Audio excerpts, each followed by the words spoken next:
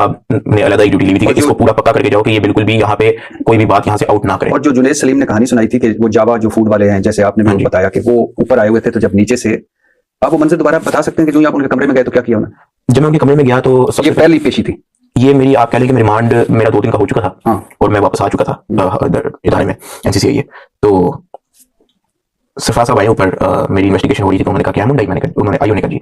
तो वो खैर उन्होंने कहा कि इसको लेके मेरे पास, आईओ ने हथकड़ी पढ़ाई है, वो नीचे ले गया एडिशनल डायरेक्टर रूम के अंदर।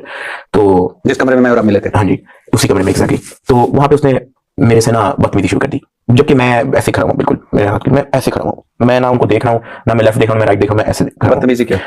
बस वो गालियां देनी उन्होंने शुरू कर दी बहुत सारी। और कहते हैं कि जी तुम्हारा बाप क्या करता है। मैंने उनको बताया कि जी मेरे वो प्रोफेसर है। तो वो कहते हैं कि फिर तुम क्यों इतने आगे हुए। उन्होंने गलत बोला कि तुम इस तरह के क्यों हो। मैंने कहा, मैंने ना बीच में उनको मैं बताना चाह रहा था कि सर आप गलत समझ रहे हैं, मैं एक यूट्यूबर हूँ, मैं एक अच्छे घर से ताल्लुक, अभी मैं बोल ही रहा हूँ। तो उन्होंने थप्पड़ मारा। अब मैं थप्पड़ मारा, अब मैं बिल्कुल भी नहीं बोल रहा, मैं बिल्कुल ऐसे ही रहा। बस वो इस बात पे फिर उन्होंने और गालियां देनी शुरू कर दी, मुंह पे कर, फिर थप्पड़ मारा, सासा माँ बहन की गालियां भी दे रहे हैं। फिर मैंने अपनी वीडियो में बताई हुई है।